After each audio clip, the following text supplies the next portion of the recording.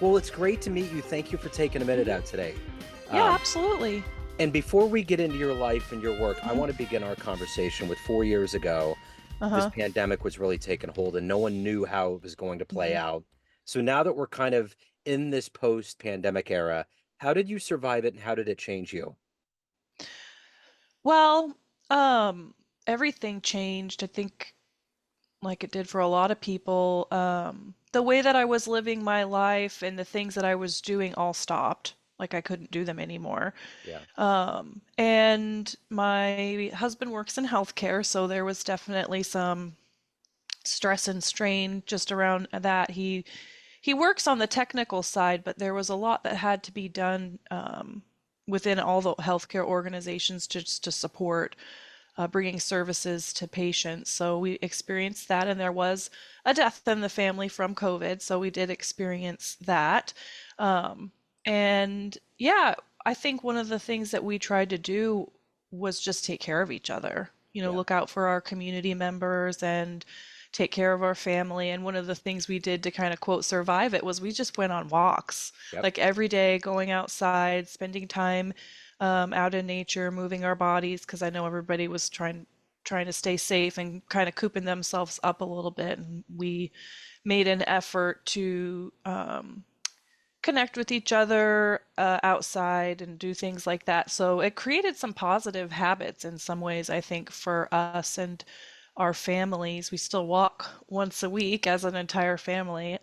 We all live in the same area, so we're not strewn across the world or the country. We're really fortunate to all live close together. So, and then that's actually when I started my business. Is like I had an experience of everything changing, and I started my blooming wand business, and that's kind of a story in and of itself. But I knew I wanted to help people, and everything just kind of came together, and so that's kind of something that was born of a tough time. But yeah, I'm a person that embraces challenge and change. So, not that that's easy. It's not, I'm not waltzing through it or anything like that, but Yeah. I definitely try to accept things for what they are as they are in the moment. And that doesn't mean like rolling over and giving up. It means accept what I'm capable of doing, today, right now, and within the circumstances that I'm in.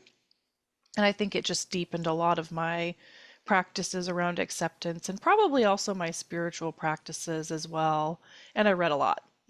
I read Yeah. a lot of books, lots of reading and things like that, Yeah. for sure. But I think I'm still processing it, to be honest with you. Yeah. I think a lot of people are. Oh, yeah. I was just talking to someone about this, reflecting on that time, and it's almost like, I mean, I remember it, but at the same time, I kind of don't. Yeah. I It's get kind of it. weird. It's a phenomenon because it seems Hmm. like I compare it to the Dali melting clocks. All of Yeah. that time period kind of blends into one. And and Yes. and and it's really hard to kind of pick it out because we have that Fire Stick at home and all my photos go through Hmm. it. So I'll Hmm. just stop sometimes and I'm like, wow, that was in 21 or that was in Hmm. 20. Like a Yeah. picture came up the other day of November 2020, and that was around the time that my son and I got it. And Hmm. I was just because we just moved into the house in January, Yeah. just how things have changed over time and just it's Yeah. so weird. The whole thing was very strange. It's funny that you mentioned those memories or those pictures coming up because, well, that happens to me too. And that's when I realized, like, oh my God, we spent a lot of time like outdoors. Yeah. I would just get so tired of being cooped up in the house and like working on my laptop and stuff that there's a lot of outdoor pictures and a lot of nature photography. And I think that kind of gives me a chuckle because I got really good at bird watching Yeah. and bird identification. Like Uh-huh. I think a lot of people did. And obviously I still love to do that now, but there's a lot of bird pictures. And I think a lot of nature woke up in a very strange way and was because things were quieter. I live next to a nature preserve, and Oh. I was there doing a virtual meeting, medical meeting with my son, and all of a sudden I see these people come out of the cars with massive telephoto lenses. Hmm. And we're looking around, and there's a bald eagle. And the guy Yeah. kind of looks over and says, I've been coming here for 7 years looking for this bird. And it's like it Oh. finally just came out. Yeah. So Oh, I love eagles. I'm fortunate enough that um where I'm seated, I I am in front of a window, and I live next to a college campus, the Washington State University's Vancouver campus. So there's a lot of natural area out there, and I get to see eagles all the time. Nice. And I really enjoy it. They swoop through the yard sometimes, or even perch in the tree every now and then. So yeah, I love. I just think there's something magnificent about all of nature, but I definitely developed a connection to birds Yeah. and Yeah. bird watching and just seeing. And I feel like plants too. Like Yeah. I'm thinking of a bunch of other people. I bought a bunch of plants Yeah. and started becoming a plant lady. That's a good habit. Those are good Hmm. habits though to pick up for sure. Oh yeah.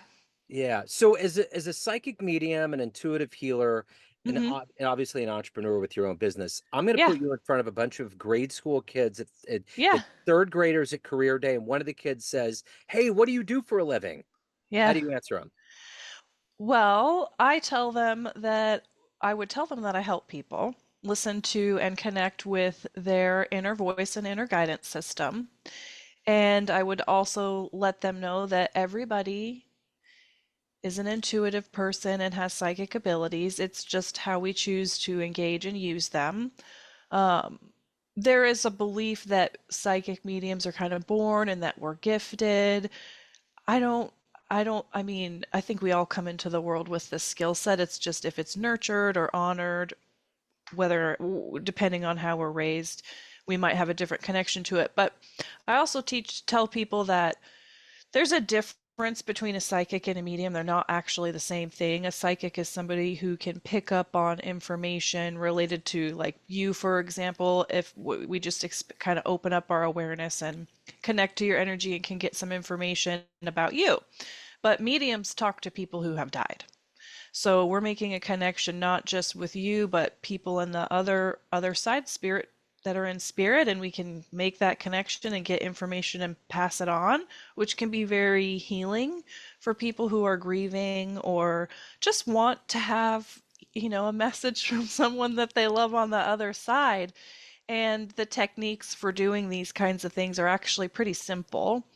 And you don't have to work with the public. You can be a psychic medium and just use it in your day to day life to enhance your spiritual practices, to make decisions, to do things in a really actually practical, pretty grounded way.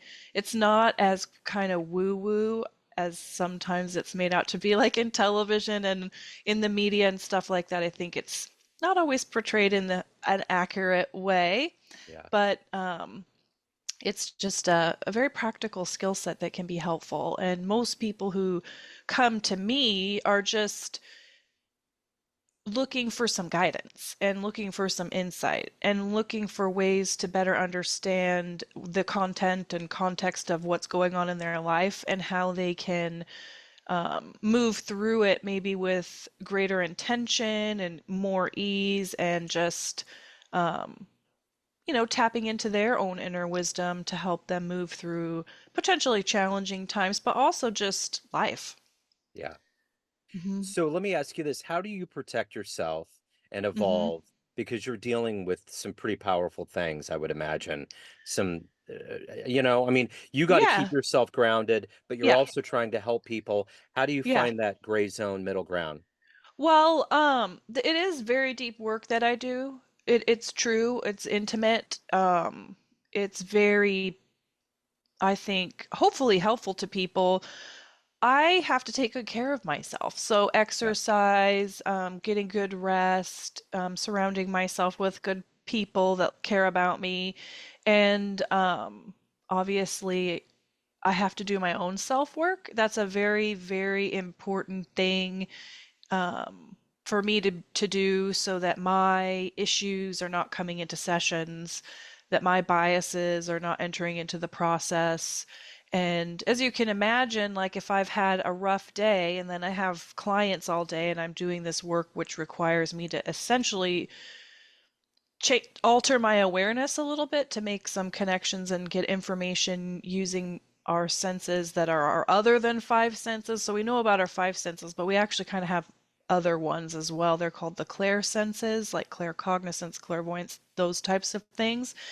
And that can be hard to do if I'm sick, if I'm stressed out, if I just had a fight with somebody. So, in a way, I have had to develop some really good self-care practices to help make sure that I'm grounded, just taking good care of myself. It's all good stuff. It's probably stuff we should all be doing. Yeah.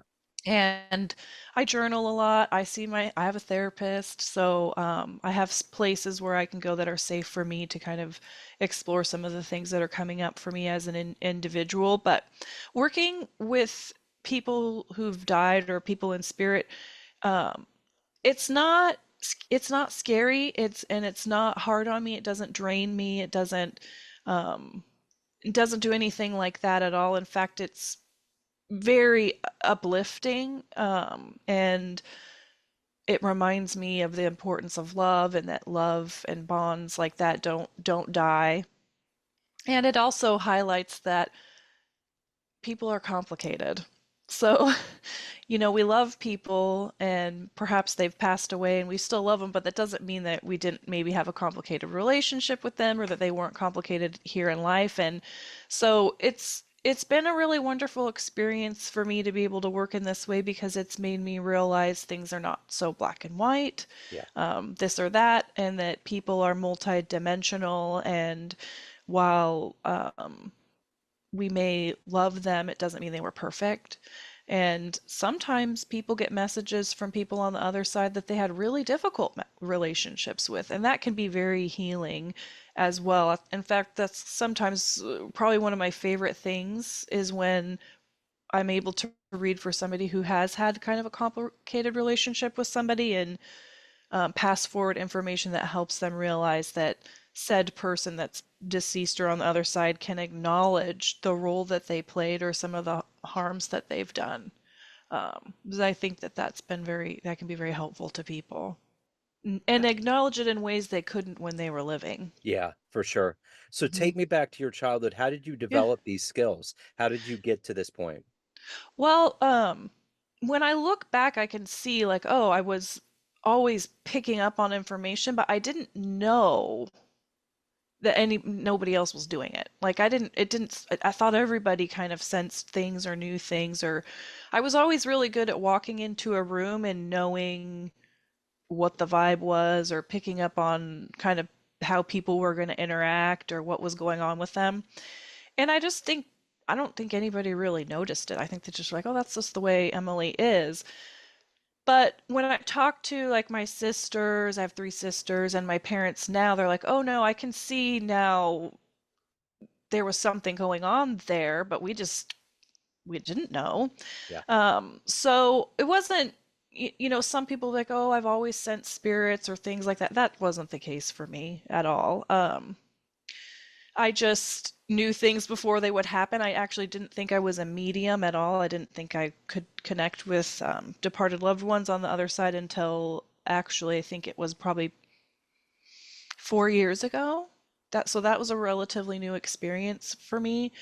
And when I've done training and development intentionally, so I started out working with the tarot as a personal care practice, like pull cards, reflect on the symbolic imagery, do some journaling. It wasn't all about fate and fortune telling for me, it was more of a personal development tool. And then I started reading for others. I had a mentor who, taught me how to work with the public. And that's when I realized, like, oh, I don't need cards. I don't need divination tools. I just know stuff and I can give readings that way. But I do like to incorporate the tarot into it. And it was in a client session that I made my first connection with the spirit communicator. And the client was like, oh my gosh, I think you're bringing forward information from so and so who's on the other side. I was like, oh, but I don't know how to do that. Don't do that. Like, Yeah. I'm just a psychic. I'm not a medium. And she's like, well, it's happening.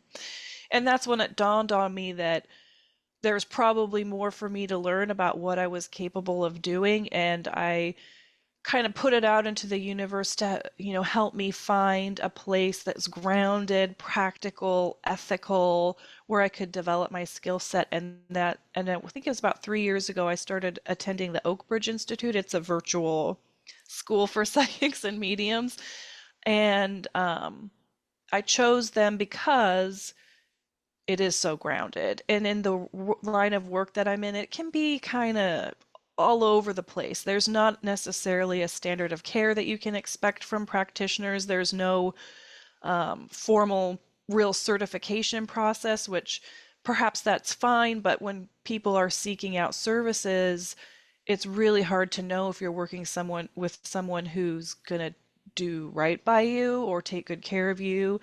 And so I've made it a priority to sort of raise the standard of care in this line of work. I want people to know what to look for when they want, whether they work with me or anybody, when they choose to work with a psychic medium, because harm has been done to people in the industry for sure. And you can work with somebody and they can definitely be a psychic or a medium, but it doesn't mean that they're always going to convey information in an ethical way, if that makes sense. Yeah. So it's really important to me to have conversations with people like you, or just kind of spread the word that there are things you should look for when you're seeking out those types of services. And never be afraid to ask questions of practitioners and things like that. It's super duper important. So I kind of came by this becoming a psychic medium. Like I said, I think everybody can do it. I've taught people, how to tap into their psychic abilities, and they're like, I didn't think I could do it. I'm like, everybody can do it. It's just, do you want to put in the time and effort to develop the skill set? Yeah. And so while I kind of came by some things honestly, like I just sort of was that way, I also sought out training and development to help me refine my skill set. Because if you don't have people to practice on, or you don't have mentors who are been doing it longer than you, that know more than you, you're not going to learn. And so I'm a big proponent of community and learning and growing in community, and not, again, that kind of came out of the pandemic when I realized I actually lost a lot of communities that we would meet in person. We dissipated and they never came back together. And so I deepened my appreciation for community, and I thought, well, if I want to develop this skill set, I need to be around other people that know how to do this, and Yeah. that are probably a little smarter than I am, or know more than I am. So I was really fortunate to have found that at the Oak Ridge Institute, and I'll probably always be doing some kind of development and learning and growing, because it's a pretty cool field to work in. It's like when Yeah. you realize what's possible or what you're able to do, you can't help but it's just fascinating. It's Yeah. it's incredibly fascinating. The history of mediumship is very interesting. I'm kind of interested to know across cultures. I feel like there's probably mediums or seers, like, in all cultures, and the histories that lie in that. I think it'd be fascinating. But anyway, I hope that that kind of answers the question. Yeah. It's it wasn't a straightforward process, and I Sure. didn't really embrace the skill set until the pandemic hit, Yeah. actually. That's what caused me to be like, oh, I can help people with this. Yeah. So who's been a hero for you? Who's been an inspiration in your work? Oh, that's a good question. I don't know if I could name necessarily any one person. I feel like if anything inspires me, it's the arts. Art, poetry, music is a place that I find a lot of inspiration from. Um, I find a lot of inspiration in nature as well. And so I think any kind of creative expression is sort of like a hero to me, or an inspiration to me. I tell people that I go to the Church of Mary Oliver, the poet, because Yeah. I constantly return to her work and her poetry, and I think that her ability to observe and be present and articulate the simple moments in life has always been something that I too would like to cultivate, is just enjoy the simple things. And I think that it was her work that helped me to deepen my practice and being able to do that. But yeah, I mean, I love art, I love music, I love poetry. That's the type of stuff that lights me up. Yeah. So At the end of the day, what are you Hmm. the proudest of everything that you've evolved into? I mean, getting in, having a new business and all of the things that you've done in your life. What are you the proudest of? That's a good question. I feel like the thing that I'm the most proud of in this moment today is cultivating the ability to be present and hold space for people who are deeply feeling something, whether Yeah, it's the agony or the ecstasy, to be able to hold space for whatever's happening, not just with clients, but just with people in general, and to bear witness to it, um, and not feel like I have to fix anything, if that makes sense. So yeah, I wasn't always that way. I was very much a fixer. If somebody cried, I'd be like, don't cry. Now I'm yeah, like, let it out. Like, I yeah, feel like it's okay to experience the spectrum of emotions, and there isn't really a need to fix or adjust any of that stuff, but just to be radically present for whatever is occurring. And I'm not always the best at it. I certainly have my moments, but that's something that I feel really proud of, because I had to do a lot of deep work around that. Anything that ever made me feel uncomfortable, I would like back away from. And I think now I'm leaning into being able to be present for things that are uncomfortable. yeah. Not in a bad way, not in a Sure. like, scary way, but in a Yeah, like, oh, I this is challenging or making me feel something that is bringing up a little discomfort, and being curious about those things instead of just basically shutting down or shutting off, or bypassing that. So that's probably one of the biggest things that I've intentionally tried to work on over the last 5 years. Um, and it's been a deep practice yeah. So, what's the best advice you've ever gotten? to listen to my heart, not my head. I think that was, of course, when someone told me that, I rolled my eyes and I was like, yeah, whatever. Yeah. Like, moving on from that. Uh-huh. But it's true. I have learned some life lessons in my 43 years, and I've learned that you don't have to think your way through everything and analyze your way through everything. If it doesn't feel right, it probably isn't, and you can listen to those instincts and follow them, and it'll probably work out a lot better than if you're trying to plan everything and analyze everything. That doesn't have to be the way, even though in the United States we're always kind of taught, think it through, have a plan. When are you going to do this? When are you going to do that? And so the best advice that I've gotten, and I actually don't even know how I got this advice now that I'm thinking, I'm like, who told me that? But was screw that, like Yeah. let that go. Uh-huh. And you can lean into your heart and your instincts to guide you. So, at the end of the day, everyone has a perception of you, family, friends, clients, but you run the show. What's Hmm. your perception of you? Who do you think you are? I hope that I'm a caring, kind person that leads with love and loving kindness. I think that's definitely what I would hope to be known for.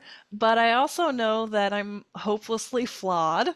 I am not perfect by any means, and that those flaws make me kind of who I am. It's not necessarily a terrible thing. But I'd also like to be seen as a creative person. I'm also an artist, and I make things and write things as well, and would hope that that would bring some joy to the world and get people thinking. Like I mentioned earlier, I love the arts. I think being creative, however you want to do it, whatever modality you choose, is awesome. And I think creativity is a radical act. I think we have to be more into that these days. We've got AI generated art and stuff like that. It's like, how about people generated art? Like, Yeah. let's support more of that, right? Yeah. Yeah, I'm a visual artist myself, and it used to be when people would go buy prints at Target, it was just Mm-hmm. like, come on, there's so many people out there making artwork, Yeah, you know? So, yeah, and absolutely. And now we got the machine. We got Arthur C. Clarke out there with the paintbrush. So it's wild, Yeah, you know? it is. I feel like I'm pretty good at spotting art that's created in that way, but Yeah. and it's not that it's all bad or anything like that, but I really do think that when people engage with their creativity, they get connected to the spirit world. They Yeah. get in flow and things start coming out that they maybe didn't expect. It's like, wow, and it's like, yeah, it's a really awesome thing. Like my nephew started carving stuff over the pandemic and he's like figured so many cool things out about Yeah. just like he'll find sticks on a walk and like he'll make something, he'll like Yeah. turn it into something. I'm like, well, that's, and I just see how he lights up with just engaging his creativity for Yep. fun. Not for sale, it's just for being engaged in the world. And I love to see that. That's something that I really inspires me. I love it. Yeah. It's huge. So if anyone out there wants to hire you, reach out, learn more about what you're doing, Mhm. any of the good business, where can they go? bloomingwand.com. Go to my website. I also have a podcast. It's the Blooming Wand Podcast. Lots of free resources too for people that are curious about this stuff or want to learn more about psychism or mediumship and stuff like that. Like I said, it's important for me to kind of raise the standard of care, so I always make sure to have resources that people can use with no paywall or anything like that. And I always love to hear from people, so they can connect with me or shoot me an email through the website as well to ask questions. Because, like I said, you just never know. Yeah. So it's worth it to ask about what I do and how I do it, and I love sharing that with people. Excellent. Emily, thank you. Thank you for your time. Thank you for Yeah, your story. Keep doing the yeah. great work. Thank you. Thank you.